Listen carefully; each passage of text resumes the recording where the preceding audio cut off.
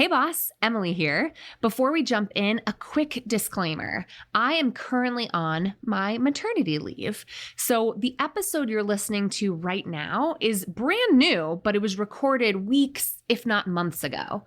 Just know that going in case we make any references that don't feel quite as timely as we usually are. And know that I'll be back in the studio recording brand new episodes for you starting in the new year. In the meantime, enjoy this brand new, never heard before episode. And thanks as always for subscribing, sharing, rating, and reviewing the Bossed Up podcast. I really appreciate you being here.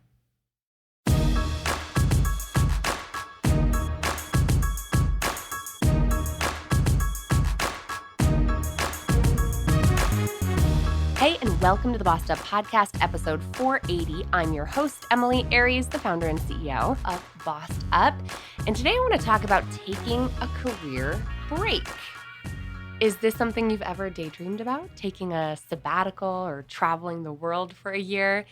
It seems so out of reach for most of us, but today's guest is going to break down how she not only made it happen for herself, but how any of us can really walk a roadmap that she's created for us to make taking career breaks not only possible, but a regular part of our career planning. If that sounds enticing to you, which it certainly did for me, even if I felt a little skeptical about its plausibility, you're not going to want to miss today's episode. Joining me to break all this down is Laura Nguyen. And today she's out with a brand new book, Career Break Compass, Navigating Your Path to a Balanced Life Through Intentional Time Off. Laura is a certified executive coach helping mid-career high-achieving leaders go from burnt out to balanced through her coaching programs and online community. Laura's received her Bachelor of Arts and Bachelor of Science at Truman State University and her Master's in Business Administration from Rochester Institute of Technology. She lives in Des Moines, Iowa with her family, and she's an experienced marketing executive and entrepreneur with an extensive background in data-driven marketing, digital marketing, and communications for Fortune 500 companies. She's also the founder of Soul Solutions, a marketing consultancy. And today, Laura's here to talk through how she's made a career break not only happen for herself, but how we can too. Laura, welcome to the Bossed Up Podcast. Thanks for having me. So excited to be here. I'm so excited to have you here, and congratulations on today's publication of Career Break Compass, Navigating Your Path to a Balanced Life Through Intentional Time Off. Thank you. Thank you. I'm so excited. I'm so excited to be able to share it with everyone today. So happy to talk about it and kind of share a little bit of my journey of what brought me to this point and what's in it. Well, I already feel such kindred spirits here because a lot of women listening will know that I am an achiever and I have been around the burnout block, so to speak. And you share some of those characteristics. So tell me what has led you to becoming the disciple of career breaks of all things after being such a high achiever for so long. Yeah. Well, first off, I never thought I would write a book on this topic. I would say I was even like an anti-napper before I went on a career break and when I experienced so much burnout. Like I had bought in to the hustle culture and I spent, 18 years in high performance marketing. So I was leading teams as an executive leader for a really long time and always looking to climb that next ladder. Like I always joke, if you showed me a ladder, I would climb it as fast as possible. And it was at school, even in college, and especially shifting into a full-time work world was constantly looking at opportunities for me to continue to grow, continue to show my effort, right? And so in my first job, I was working 70 hours a week. I think I got promoted like 6 times in 3 years. Like it was like I was a machine of, overwork. And then I kept taking those habits with me at every other workplace. And it had served me, to be totally honest, right? Was that I was able to find opportunities. I was getting promoted. I was getting more responsibility, and I had always been, I think one of the biggest challenges for me was recognizing that, I'd always been the youngest person in the room. I was typically the female in the room. I was the person of color in the room.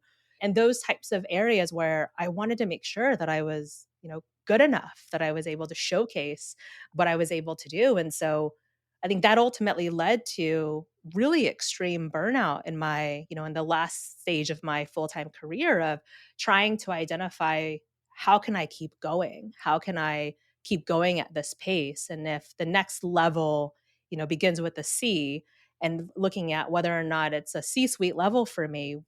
Do I want it? And do I have what's sustainable for me, right? To be able to approach that next level. Yeah. And is the C-suite off the table now? As now you're this fan of maybe napping a bit and career breaks. Like, can those two things coexist? Like, are you still the ambitionista, that you described earlier? How did you come to this? Like, I'm taking a break from my career. Yeah, it's a great question. So, a few things. One is I do think they can coexist, and I believe they can coexist, right? I think being a high achiever, being motivated by continuing to deliver great product, be of great service, being able to contribute to society and within corporate organizations are things that fuel people, and that's good, right? I think being able to have that output feels like you can contribute to something so much bigger than yourself, and those are really great things. I think the other element is that when you start to self sacrifice, when you start to give up sleep, when you stop to, when you start not taking care of your health, when you're starting to experience, physical symptoms like, GI issues, constant migraines, those types of things are indicators that say, hey, like this is a little beige flag. Let's take a look at what we can do to recalibrate, make sure that you're resting. I think a lot of people that we talk to and that I connect with as well, right, are those who are working in the evenings and they're working on the weekends. It becomes a 7-day a week, 24/7 cycle of being connected to work. And giving yourself that permission to rest is so important when you're sick and even when you need to have some recovery time. Yeah, totally. I mean, the irony is not lost on me here that we're talking about career breaks, and you didn't just take a career break, you're now writing a book about taking career breaks. You're also high achieving in the rest and renewal department too, right? And we both are recovering from COVID right now, which we should confess. Like, of course, we're still having this interview. So it's like, we're not saying we're fully reformed. We're not anti-work, clearly. But we're trying to say, okay, can we be more sustainable? Which I think is a great word to describe it. And I think a career break is such an interesting tool to add to the anti-burnout toolkit, but it feels so daunting for folks. What are some of the common fears that you see people have around taking a full-on break from their career? Yeah, I think some of the fears are, what will people think of me? That typically is one of the big ones is, what will my boss think, my family think, my community think if I do this? The other pieces are financial in nature, right? Most people are concerned around the finances, which makes 100% sense of how can I make sure that financially I can afford to take this time off? And the third becomes, well, what happens after? So how am I going to be able to find a role after the break? And I think those are really the most common three that hinder people from taking time off for themselves. And then one of the things I always talk about too is, how do you infuse bite-sized breaks into your routine? Like that becomes a ritual for you of including bite-sized breaks. That could mean, a weekend thing. That could be actually taking your PTO. Because if you think about the number of people, I think in the US, right, that actually fully take their PTO is quite under. If we have 15 days of PTO, people are taking somewhere around 9 or 10, right? We're not taking our full PTO. Those are the types of practices we have to get in a better situation for. Yeah. I mean, there's so much of American culture, like American workplace culture wrapped up in this conversation. It's definitely a phenomenon and capitalism, right? Like it just feels like the bottom line here is that the majority of Americans are still living paycheck to paycheck. So it's like, even if you are fortunate to have paid leave in this country that is not a guarantee, which all my European listeners, I just know, are like, what is wrong with America? Like, what is going on here, right? With Americans at our workplace, but our culture. And it's like, if you're even lucky to have PTO, the US Travel Association came up with Project Time Off to encourage people to take their time off because they're not using it. So when you think about privilege, and I'm mindful of the fact that I'm also talking to a first generation, right, daughter of immigrants who has had your own fair share with overcoming systemic bias and challenge, right? We're talking about a woman of color who's a lesbian, right? Who's like, you're not exactly the poster child of what we think of when we think of privilege, right? But there is so much inherent privilege in being able to financially take that step or take that first step to become in a position to take time off. What do you say to folks who look at the cover of your book and go, there's no way this applies to me? I mean, I would say I felt the same way, right? Like 100% felt the same way. And to your point, my family were immigrants. We lived in Section 8 housing growing up. And so just the concept, right? The everything that I had been taught as a first generation, Asian American, like my parents coming over from Vietnam was like we work and we work and we work no matter what. And so everything about a career break is almost the opposite of everything that I had learned. And there's so much unlearning as a component of that. I think there was a piece of just trying to understand that my family had sacrificed so much to come here. And when we think about, what they had always said to my brother and I growing up was, we just want you to be successful. And the reality becomes, well, what does success look like? And I think that really became a reimagining for me of what does success look like, especially after I had my daughter, was trying to think about what is the life that I want to give to these kids and how do I want to model being healthy and successful as a high achiever so that I was spending quality time, right? Because the first few years are pivotal to their development and that was really key and critical was overcoming that. I think to your point around the privilege piece, it's, I am at tension internally around it of trying to find the balance, right, between, as a female executive who took a step away from work for several months of recognizing how is it feasible for us as a family, but also how to make sure that we can also give people the opportunity to give themselves permission to rest and that it's okay for us to do that. I think I had read the CEO of Guardian Life Insurance actually took a career break and sabbatical, right? These executives who are taking time off. And she says her ability to be successful in her role is because of the time away that she was able to recharge. And I was fortunate where in my first role, our general manager had taken a sabbatical. And so that was modeled for me really early in my career of how to take care of yourself, reimagine what is the life and career you want to take, and be able to build a future for you that could look different. And for all the leaders listening, it's a good reminder that we're not only modeling for our children if we choose to have them, but we're modeling what kind of workplace culture we aspire to, regardless of the one we've inherited, right? We're all contributing to that culture. So let's talk about the different kinds of leaves that are out there, because there are some that folks have a right to in this country, and there are others that you have to make happen yourself. So what are the common ways that you see people taking time off, which is just such a radical thing, right? To say, I'm going to give myself permission to even aspire to this. What does that look like? If we have to see it to dream it, what kinds of leaves have you seen folks take? Yeah, I think the first is most people assume they have to quit. Most people assume they have to quit their job, nothing lined up, and they're just going to go unemployed. And that's the initial belief. And trust me, that's where I thought I was going to go to. And so that really is kind of the first piece. I'd say that's probably the most extreme. The second is what's a leave of absence, right? People can take a leave of absence, whether that's paid or unpaid through their organizations. And those are voluntary leaves of absence. The next is mental health leaves. And so when you think about mental health leaves, what's really interesting about the data around mental health leaves is that it's actually up 25% year over year. The searches around mental health leave are up 25% year over year. It's actually up 43% versus 2 years ago. And so there's a growth in understanding, because of burnout, because of mental health being at the forefront of a lot of conversations now, we're more open to talking about it, that mental health leave is also an option that people can take. So that becomes kind of a medical leave situation. And then there's also the other component, right? When you think about leave, that's a sabbatical. Some organizations actually offer sabbatical programs to employees. And it's something that we don't typically talk about when you're looking at organizations to join or even as a part of a benefit for being at a company.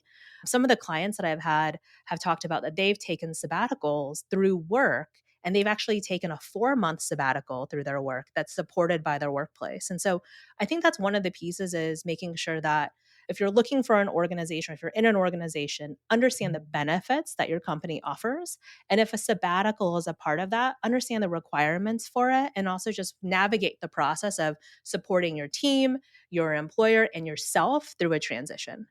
Yeah. Are these things that you've seen people effectively negotiate too? If there is no handbook policy on sabbaticals, it doesn't mean you can't necessarily ask for one, right? Like, is that something that you've seen folks successfully negotiate for? Yes, 100%. That's a wonderful question. I think most of the time we don't ask for what we need, right? And so we typically just assume that it's not possible and we don't ask for what we need. I've actually had several clients, and I talked about it on LinkedIn, I think a couple weeks ago, that was specifically highlighting a client who was extremely burnt out. She had gone through several rounds, her company had gone through several rounds of layoffs. She had taken on multiple roles. So she was a leader in sales and marketing. And she was really struggling with the fact that she went from having a team of 20 to essentially a team of two.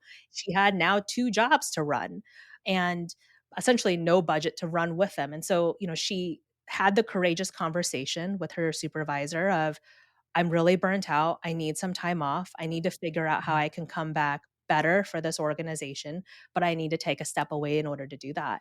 And they approved it. They approved fully paid, right, leave that gave her time to rest and recharge to where she could come back and have an opportunity to think more clearly and think about how she would organize her team differently, think about how she would manage and work with vendors differently. It just gave her a reprieve to be able to refuel herself. Yeah. I mean, it sounds fantastical and definitely like the exception to the rule. But if you put yourself in the seat of the employer and think, how long is it going to take me to not only find her replacement, but then train them up, get them fully up to speed? It's like, this is an offer I don't want to refuse out of hand. So if someone makes that offer to their company, like smart companies should genuinely consider it as opposed to the costly process of turning over that employee. And that doesn't even get into knowing your rights. I would refer folks to A Better Balance, a great nonprofit organization that helps you break down what are my actual legal protections and rights for workers of all different classes and employer size. The FMLA comes to mind, the Family Medical Leave Act, not paid, but a federal right granted to many workers, not all workers. So whatever your country is, whatever your state is, like, know your rights because you might have access to protected leave, even if it is unpaid, when you need to pull that parachute chute.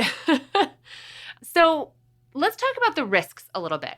I think women in particular acutely feel the risk of being already someone who's clawed their way to the top, who might already be the one and only person who looks like them in the room.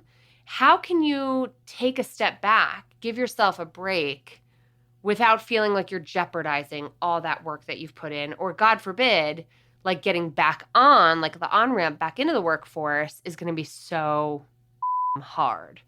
What do you say to folks who want to set themselves up for a career break without totally jeopardizing their career? Exploring the options of what we just talked about, right? Which is exploring the actual options that your organization offers for you is really the key and critical component. I think as they're looking at negotiating those pieces, it comes down to like, what is the benefit to the organization? Retention is one, right? As you were talking about, there's also a reimagining of what that role could look like. And I think that becomes another component. And then I think the other area, as we start looking at how do you navigate a break, is that I think taking time off is one thing. What I really focus on is taking intentional time off is another, which is like, what is your process? What's the framework you're going through that's going to help you manage through burnout? Because you're going to go from a calendar that's probably double booked to nothing. And that evokes panic for most people. And so what they need is a rubric or a model that says, here's how to structure your time so that you can fully recharge, get the creativity back in your life again that really was fueling you to begin with. And a lot of that comes down to identifying what your core values are, identifying what sparks you, and then actually doing those things. And then I think to your point around the risk of reentry is when you're going through a model, when when you're going on a leave program through your organization, then that reentry has to be, what are the tools in the toolbox to help manage and make this sustainable for you, so that you can start to monitor when you need to set boundaries, when you need to take a look at, how, let's say how your team functions, because most of these people are leaders, is how does their team function? What's the model they have for their team? How do they create psychological safety for their team? All of these things that make you a great leader are things that you have to think about when you're starting to re-enter, because it comes down to how do you take care of yourself and model that for your team. And then, one of the things that we work through is, what's your first 100-day plan as a part of reentry? Let's dig into that, Laura, because I think what you're describing is such a different vision for a career break than hitting the eject button and rage quitting, right? You're saying, like, let's be really intentional. Let's not burn out to the point where we are absolutely thoughtless about how we take this leave. And that in some ways becomes your insurance policy to this leave blowing up your whole career, right? So whether it's a big leave or not so huge time that you're taking aside, what does that framework look like? You described it as the compass framework for career breaks. Can you maybe describe, sort of walk us through how you recommend folks manage their time away so that they can be really intentional about coming back with gusto? Yeah, I think one of the things that I recognize is I had interviewed, before my break, I had done as much research as I possibly could because I was so burnt out that I was like, I need to figure out a way to do this. And I was like, I'm only going to do it once in my life, right? So like I have to do it right. Well, this is like the achiever in you. You're like, I'm going to take the best career break that anyone's ever taken. 100%. Yeah, I'm going to like do my market research and find the people who had taken breaks and find a way to solve for this, right? And so when I talked to people, one of the things that they had said was, I wish I had taken more time and I kind of hung out and then I just got my next job. And I probably should have taken some more intentional steps during this time off. And so what that led me to was, what I wanted to understand was two things. One, how do I get my mojo back so that I can feel recharged again? And two, how do I make this sustainable so it can be integrated into my life from this point forward? Ooh, so this is not a one-time break. Correct. Yeah, it's about rituals and routines, right? So I broke it into 4 P's, right? So kind of a 4-step framework. The first is play, the second is pause, the third is plan, and the fourth is pursue. And so when you think about each of those 4 phases, especially when you think about play and you've got a 2-year-old. And so like kids around play, there's so much that happens around their development so early in life, right? And they are completely integrated in play for so long. And then what typically happens is, as adults, when you think about how much we play, the numbers are staggering, right? Like and especially women actually play, I think, 25% less than men. And so when you think about the cognitive load, the unpaid jobs, the household work, right? We don't have as much time for play. And women are taught to self sacrifice and make other people happy. And so there's a lot of unlearning that has to happen.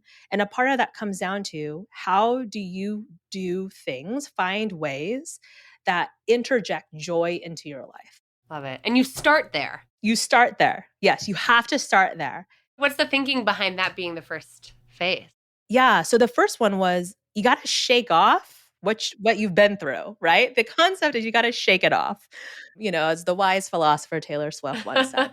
And so we've got to find ways to recharge ourselves. And a part of that is joy, right? Making sure that we're infusing joy back into our lives. I can't tell you the number of people I talked to, and myself included at the time, where I'm like, well, what do you do for fun? And it was like laundry, like the carpool, things that I'm alone for a moment in time.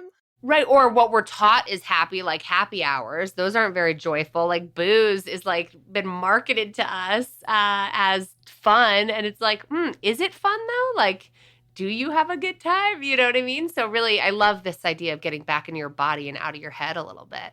Yeah. And a lot of it comes down to, people are like, so what are things that I can do? Because I can't think of anything. Right. And so, I think like Dr. Stuart Brown, who leads the National Institute of Play, right? And he has a really great book on play, has like 7 different types of personalities for play.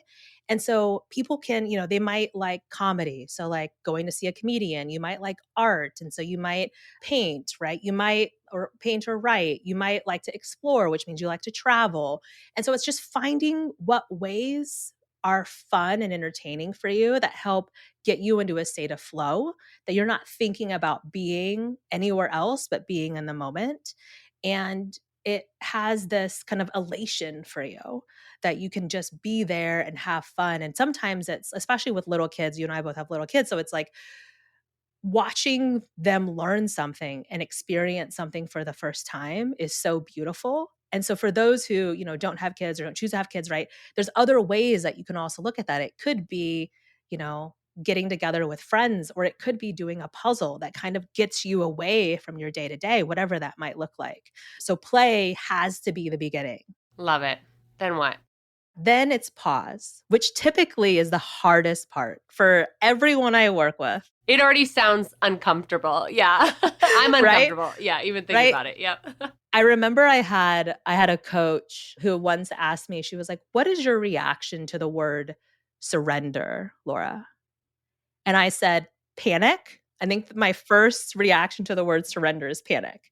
And so when you think about pause, it's about there's so much good data around the power of mindfulness and meditation, right? Of being in the moment. And I think and a lot of that comes down to self-reflection. I think mostly than anything else is giving yourself the time and the space to be able to be with your thoughts and that voice that's inside of you that says, this is what I'm looking for. This is what would make me happy. This is the life that I want to lead. And so pause is typically the most challenging because it's the first time, right, in our life that we kind of quiet ourselves, that we're not busying ourselves and rushing to the next thing. So when you felt like you paused successfully, to like put a normative value on that, but when you felt like you paused, what did that look like for you? Well, so first off, I think pausing successfully is a continuous journey for me, my friend, because I think the challenge what I learned in pausing and through meditation has been the concept of we can begin again, right? Like we can start over, we can begin again. And I don't have to be doing it well is probably doing it not well at the end of the day as well. So for me, what I recognized was in pause, I was never great at listening to my body is the reality. I had had all of these migraines, a ton of GI issues since I was 22 that had nothing really that had all to do with stress and not really much else. Hence, kind of going through. I think I had a colonoscopy at like 23 because I was having so many issues and all the doctors were saying was it's stress related. So I would switch jobs and it would be fine for a little bit and then the stress would build and it would go over again. So in pause, there were two things I learned, which was listening to my body, getting ahead of some of the stressors before the anxiety would build too high. So the way I talk about it is I went to actually a meditation retreat and the first class I took was introduction to breath work. Okay. And I was like, well, I can breathe. Like, you don't have, I mean, I've been doing it. Like, it's fine. My whole life. Yeah. Yeah, I've been fine up to this point, but I'll give it a shot. So I sat in this class, and the instructor had us go through different types of breathing exercises. And one of the ones that she had was more of, okay, like a really simple one, right? Is that like breathe in for 8 counts, right? And then breathe out for 8 counts. And one of the things she had said was, where do you feel the resistance? And the truth is my resistance was in my exhale.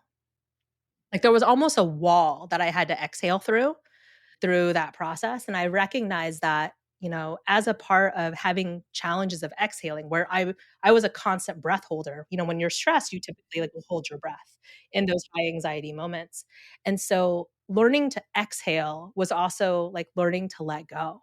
So it all came back to that coach I had really early in my career who asked me about my reaction to surrender, and it was true. I was holding on so tight that listening to my breath, it was a physical reaction. Wow. That is wild. Okay, I feel like I have work to do already given that story. So we prioritize play and pause, Which again, I think they both in different ways get you out of your head and more into your body, right? Like kind of bringing you back to being a human being, not a human doing. And then where does the framework take us next? Yeah, the framework takes you to plan, which is what is the life that you wanna lead? How do you wanna show up in the world? What matters to you, right? And a lot of that comes down to getting clear on what are your core values, because I think your core values allow you to set boundaries, it allows you to make decisions, it allows you to seek and pursue things that are in alignment to you. And I think those are really key and important. And then the other area that it also helps you align and understand as well is what is the career path that makes the most sense for you? And so one of the things that I had built in the book was a career decision exploration matrix, which is essentially, as any good marketer would lean to, I would lean to an Excel sheet immediately with weighted scoring. And, the thought process was put down every idea that you have of anything you've wanted to do. And then score them based on how it aligns with your core values, how it aligns with your inherent strengths. Is there an opportunity for you to do it within your current role? What's the revenue generation? What's the cost? Right. So, like, let's look at it really logically and we score those based on that area. And we go, okay, well, what's the top two? And then I'm going to go explore that. I'm going to go give those a try and see how I can make that happen. So, that is a part of plan. The other element to plan is systems, which goes back to tools that we were talking about, right? So that comes down to, I think the number of decisions we make like before 8 a.m.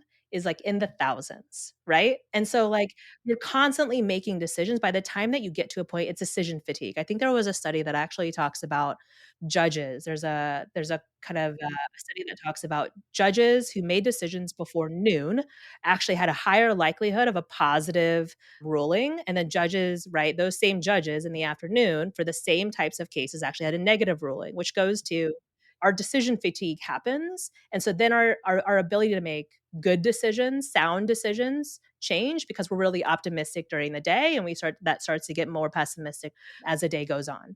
And so as we think about those things, we ourselves have to calibrate our own decisions. So that means doing a time audit, like understanding how you're spending your time and then applying Eisenhower's matrix, right? Which is like, what do you delegate? What do you do now? What do you do later? What do you like scratch off the list completely?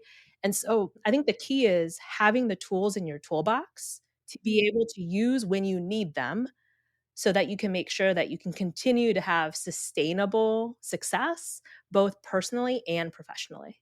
I just love how palatable this is for someone who might be inherently resistant to taking time off, or to someone whose partner might be inherently resistant to them taking time off. It's like a business plan for your career break, right? You're like, this is how I'm going to get what I need personally out of this time and not sabotage myself professionally at the same time. Like, it sounds so ideal in both of those ways that it just makes it seem more responsible than hitting the eject button by a long shot, which does not surprise me. Like, this just, it feels like a really well thought through way to get what you need personally and professionally without martyring yourself for an entire, 40-year career.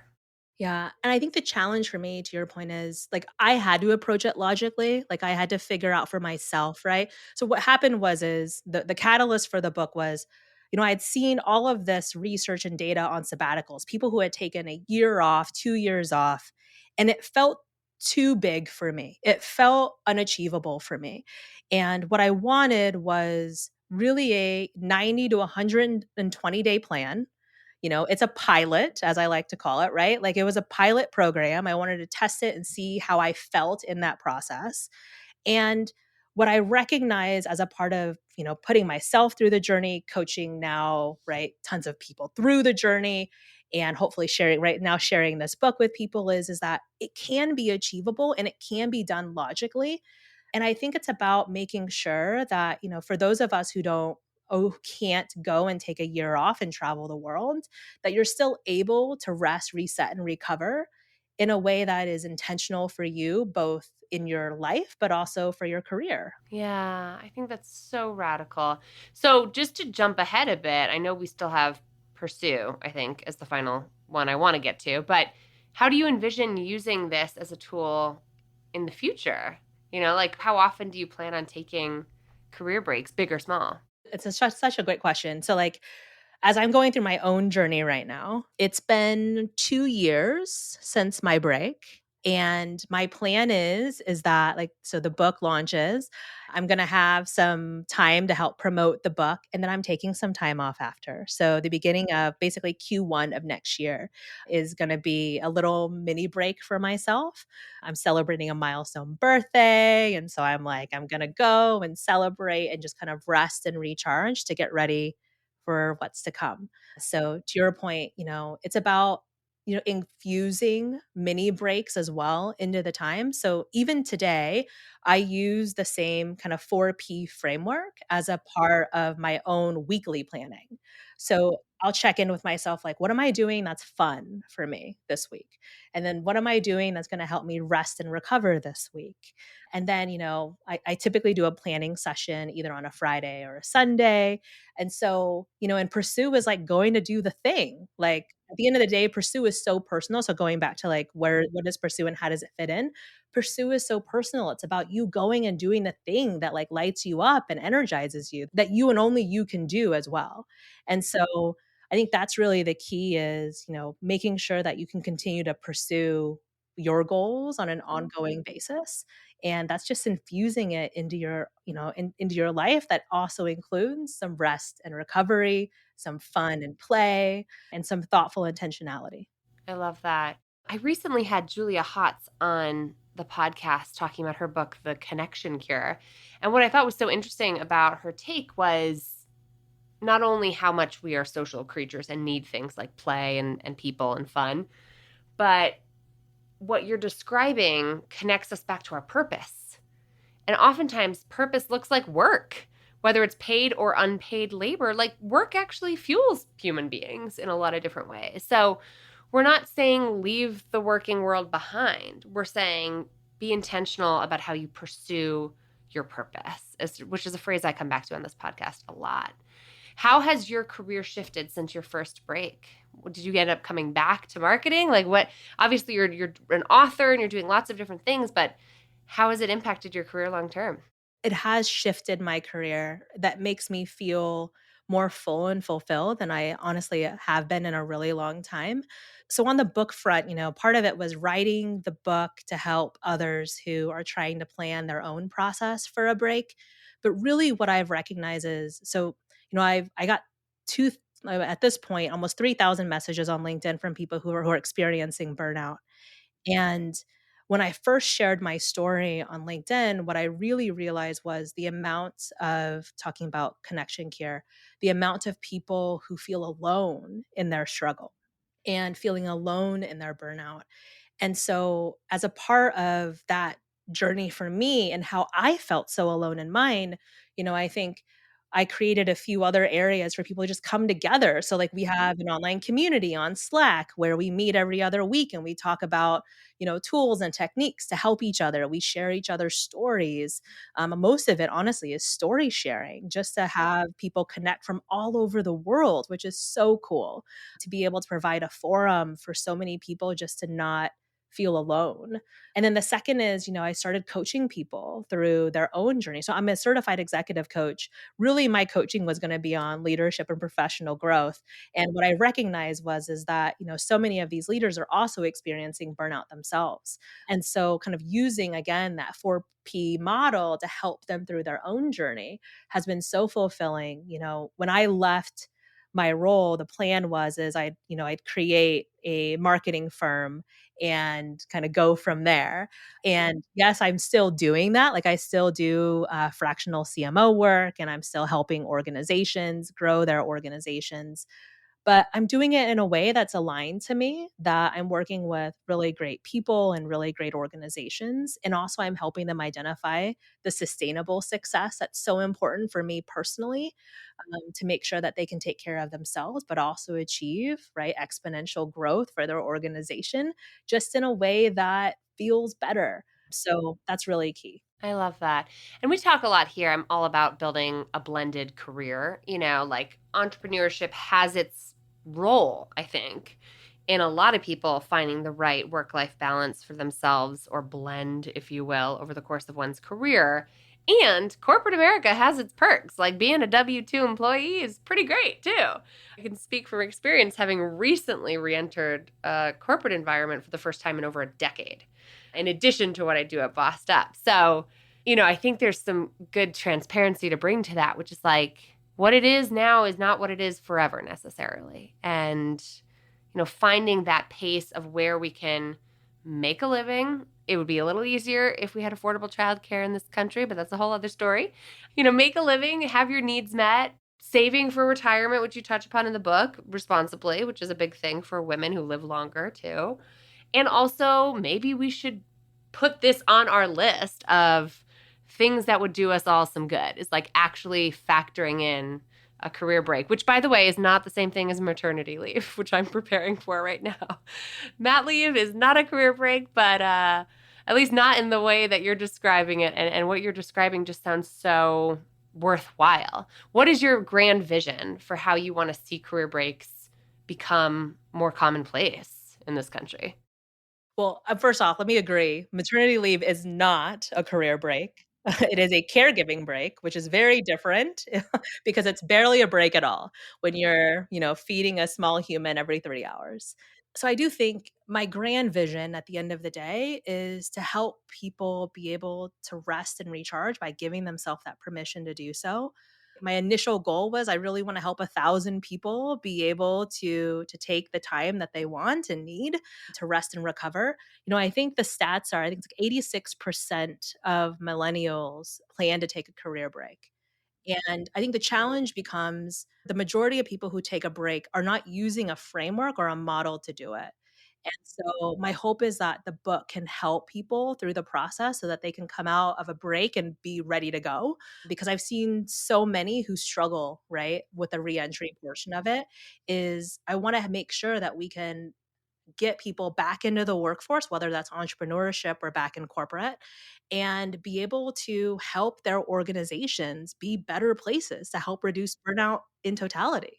Can you also please start a program for companies that sells them on this as a benefit and then helps them manage this benefit? Because I really think you're the one to do it. Melissa Nicholson was on this podcast talking about job sharing.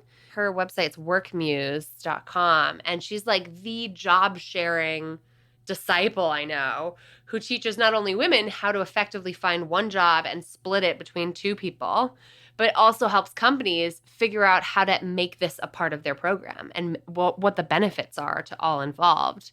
Because I could really see you creating this program for companies and making more companies offer this as a benefit too. Sign me up for that, and we'll have you back on the podcast when you've got that, because I think that's like the next book. Like, here's why you should have this, here's how to do it right, and hire me to like execute this for you. Yeah, it's so funny you mentioned that because, as someone who has like the writing bug, is like the next book is for companies. Because I think one of the things that I talk a lot about in the book, right, is about what you can do as an individual to help manage your burnout, but there are systemic issues within our organizations that you cannot address in Career Break Compass. It is a completely separate book, to your point. And, a career break is one avenue for sure, is being able to offer it as a benefit. I think the others are, how to train managers to be effective managers, how to create cultures that are productive, but also not leading to such a self-sacrificing mentality where we encroach on people's boundaries. Like, we could spend a whole nother podcast talking about that. Are we all having the same midlife crisis? Because I'm starting to pick up on the same trend, but you're speaking my language through and through, Laura. This has been such a joy talking with you. Where can my listeners learn more about your great work and your coaching and get their hands on a copy of your book? Awesome. Yep. It's lauranguyen.co. So LauraNguyen.co. And if you want to get the book, it's available everywhere books are sold today. I love it. I will drop that link in today's show notes, and I'll drop a link to your LinkedIn too, where I know you do a lot of posting. Thank you so much for the work that you're doing and for being here today. Thank you. It's been such a pleasure. I really appreciate you. For links to everything Laura and I just talked about, head to bossedup.org/episode 480. That's bossedup.org/episode 480. As always, you'll find a blog post summarizing the key points that Laura shared, as well as a full transcript if that's up your alley. I want to hear what you have to make of this conversation. Does a career break still feel totally out of reach? Totally not possible for you in the short term? How about the medium or long term? Is this something that you're now putting on your vision board for the next 10 years? I know I am. I left this conversation feeling like, we got to talk about this, Brad, because I want to make a sabbatical happen, perhaps after my baby making era, because taking leave to take care of a newborn, which I'm on right now, by the way, while you're listening to this, is, as we said, not the same thing as an actual career break. But I love the intentional approach that Laura sets out for us in her book, Career Break Compass. As always, I want to hear from you. What did you make of today's conversation? Weigh in the Bossed Up Courage community on Facebook or in the Bossed Up group on LinkedIn, which I've linked to in today's show notes. And until next time, let's keep bossin' in pursuit of our purpose, and together, let's lift as we climb.